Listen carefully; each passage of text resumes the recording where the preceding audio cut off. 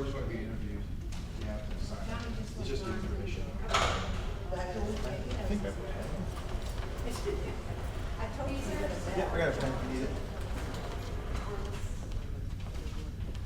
John or Jonathan Kinney. We're currently in Arlington, Virginia, near the courthouse area. And I'm a stockholder, member of Kinney and Korman, a law firm here in the county. Fortunately or unfortunately, it was a situation where my father was a lawyer, and I kind of naturally fell into it as the eldest child in the family. I grew up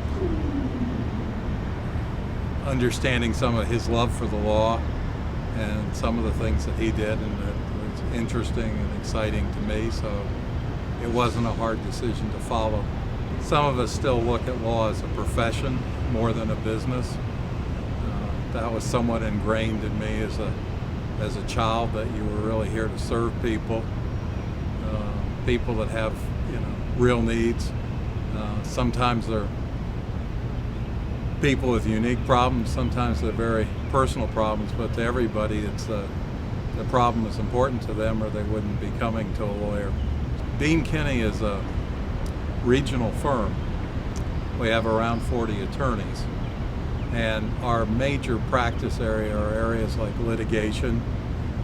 We do a lot of work for financial institutions, but we're somewhat unique for a regional firm that has a number of fairly sophisticated practice areas. We also do individual work. We have a trust in estates, a domestic relations, things that effectively affect everybody on a day-to-day basis. So in that sense, we like to think of ourselves not only in our specialty areas, but also pretty much as a full-service firm. I mean, there are areas we don't do. We don't do personal bankruptcy. We don't do criminal work, but mostly in other areas we have somebody in the firm who has experience in it. It may seem as a corny answer, but I actually enjoy coming to work. I work with a very good group of people. I enjoy the problems that are presented every day, and I do look at my main part of my job is trying to solve the issues. I'm not a litigator, so if a case I'm working on winds up in court, to some extent I feel I've been ineffective in my own efforts, but that's just the way it works out occasionally, but most of the time that isn't the way it has to work out. In about 1975, I had graduated from law school. In 1971, I had a fellowship, a Reginald Heber Smith Fellowship for the first 2 years. Worked national welfare rights, did work with the Lieutenant Governor's office down in Richmond, and had then switched to a smaller firm in this area. And in 1975, that firm merged with a firm that my father had started, which is now known as Kinney and Korman. So, at my age, it's not a question of, what it is that interests me. I've always lived in Arlington, except for college and law school. It's always been an attractive place. I think what is really exciting is that it's a place that I have one of my children living here and another one that could live here. She's currently in Nashville, but which is tough competition, really a great city.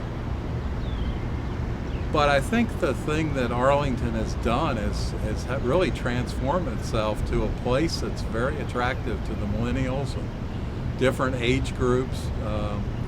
The nice thing about Arlington, if you don't like a living arrangement, if you don't like the urban environment that we have it here in Courthouse and Clarendon, you can go 3 blocks and be in the middle of suburbia.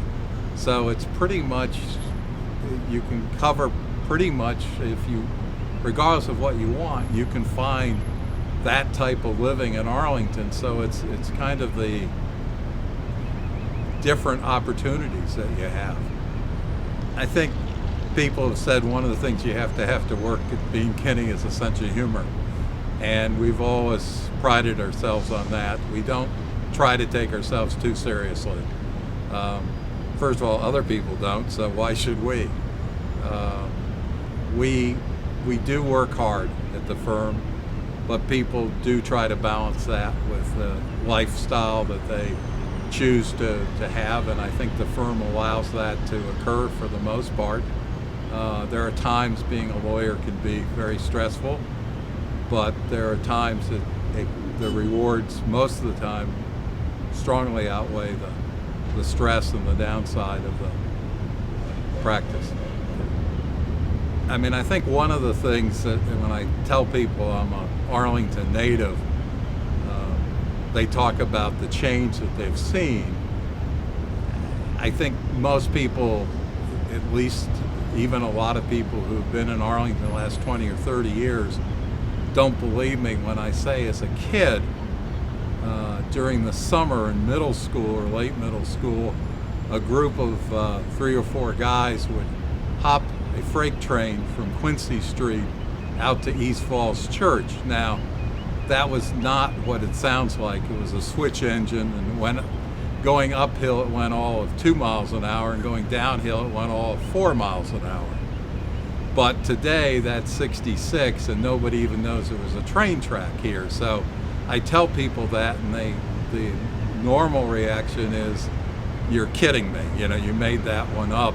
And that's actually not the case. Not that we should have jumped on the flat car or something like that, but whenever there was a situation of a few boxcars, the guy never seemed to throw us off at that point. And it was a lot of fun for kids in the summer.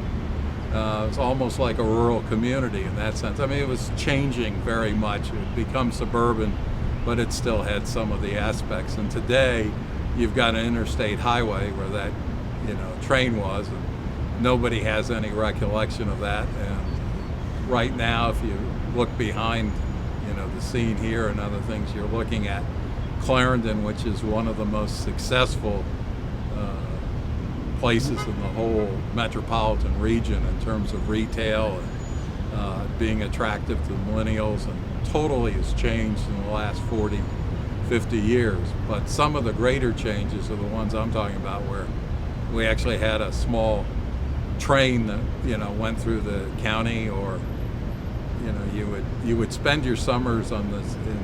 This was before organized play, where everybody had to go to a summer camp or something. And those days, people still walked down the stream beds and played pickup baseball and stuff like that. So it was a different situation, but I'm not going to say it was better then. It was just different then.